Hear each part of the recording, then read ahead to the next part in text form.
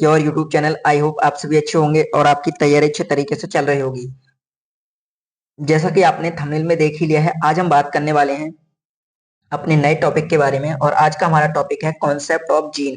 आज हम जीन के कॉन्सेप्ट को समझने वाले हैं, जीन और सिस्ट्रॉन के बारे में समझने वाले हैं कि जीन ही सिस्ट्रॉन है, सिस्ट्रॉन ही जीन है, या इन दोनों में क्या अंतर है उसको हम समझेंगे। और यदि आप भी नीट, पैरामेडिकल या किसी भी नर्सिंग एंट्रेंस एग्जाम की तैयारी कर रहे हैं तो आप हमारे साथ जुड़ सकते हैं। हम कोर्स टॉपिक्स पर अनेकों वीडियो बना रखी है, यदि आपने वीडियो नहीं देखी है जो जाके आप देख सकते हैं। हमने अलग अलग कोर्स या हम कह सकते हैं टॉपिक वाइज एक अलग अलग प्लेलिस्ट बना रखी है, उन प्लेलिस्ट को जाके आप विजिट कर सकते हैं। इसके अलावा यदि आप किसी भी बायोलॉजिकल एंट्रेंस एग्जाम के बारे में जानना चाहते हैं तो उसके लिए आप हमें सब्सक्राइब कर सकते हैं, या आप हमें टेलीग्राम पर भी फॉलो कर सकते हैं। वहां पर भी हम लगातार अपडेट्स देते रहते हैं। तो आज हम देखते हैं, बात करने वाले हैं हम कॉन्सेप्ट ऑफ जीन, यानी कि जीन क्या होता है इसके बारे में समझेंगे। It is unit of inheritance. ये क्या होती है? इनहेरिटेंस का अर्थ होता है वंशागति।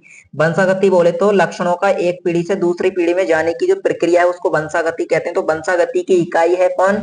जीन। अब जीन के दो मायने हो सकते हैं यहाँ पर। एक हो सकता है हमारा मेंडेलियन जेनेटिक्स। मेंडेलियन जेनेटिक्स का अर्थ है मेंडल के अनुसार, और मॉलिक्यूलर लेवल पर यानी आणविक लेवल पर या अणु के स्तर पर क्या क्या परिभाषाएं इसकी हो सकती हैं जीन की, वो हमें समझनी है।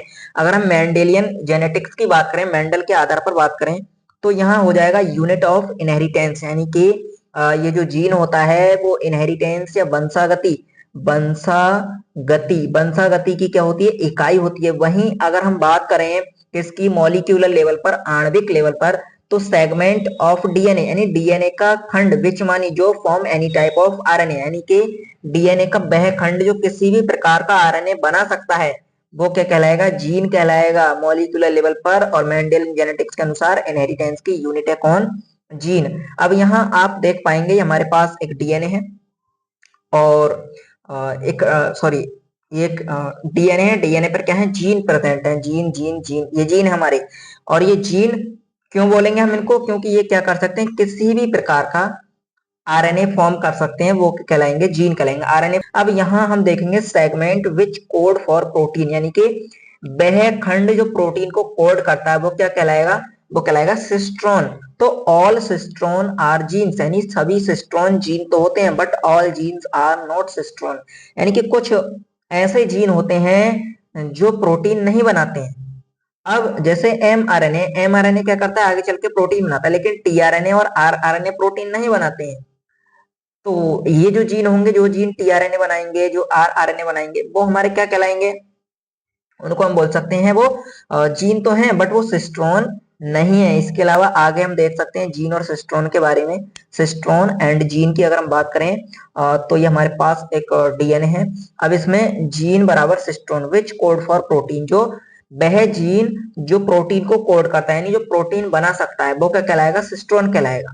और जो जीन प्रोटीन नहीं बना सकता या अपने आप को एक्सप्रेस नहीं कर सकता, वो सिस्ट्रॉन नहीं कहलाएगा। इन प्रोकैरियोट में क्या होता है? पॉलीसिस्ट्रोनिक कंडीशन होती है। पॉलीसिस्ट्रोनिक का अर्थ होता है बहुत से सिस्ट्रॉन एक यूनिट में मिलकर काम करते हैं।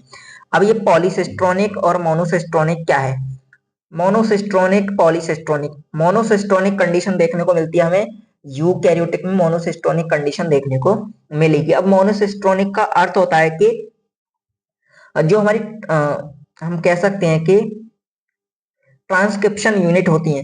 ट्रांसक्रिप्शन यूनिट की अगर हम बात करें तो एक ट्रांसक्रिप्शन यूनिट में केवल एक सिस्टोन होगा, वो कंडीशन कहलाएगी मोनोसिस्टोनिक। जैसे यहाँ पर एक सिस्टोन है तो ये सिस्टोन से एमआरएनए बनेगा, उससे प्रोटीन बनेगी। एक सिस्टोन यहाँ पर है तो ये कंडीशन हमारी मोनोसिस्टोनिक होगी। पॉलीसिस्टोनिक हमें देखने को मिलेगी प्रोकैरियोट्स में। पॉलीसिस्टोनिक में क्या होगा? पॉली मतलब बहुत से सिस्टोन एक ही ट्रांसक्रिप्शन यूनिट में होंगे। जैसे ये प्रमोटर है, ये टर्मिनेटर है, और इसके मध्य में देखो 1 2 3 4, यानी अनेकों प्रकार के हमारे पास मतलब अनेक जीन हैं जो क्या कर रहे हैं? एमआरएनए को फॉर्म कर रहे हैं। एक ही ट्रांसक्रिप्शन यूनिट से अनेकों प्रोटीन या अनेकों एमआरएनए एक साथ बन रहे हैं, वो जो कंडीशन है वो कहलाएगी पॉलीसिस्टोनिक कंडीशन। तो ये आपको ध्यान रखना है, पॉलीसिस्टोनिक और मोनोसिस्टोनिक कंडीशंस, ये बातें आपको इसमें ध्यान रखनी है। तो आज की वीडियो में इतना ही। आज हमने बात करी थी जीन और सिस्ट्रॉन में क्या अंतर है, सिस्ट्रॉन और जीन किस प्रकार से एक दूसरे से भिन्न है। आज की वीडियो में इतना ही, मिलते हैं अगली वीडियो में, तब तक के लिए धन्यवाद। जय हिंद।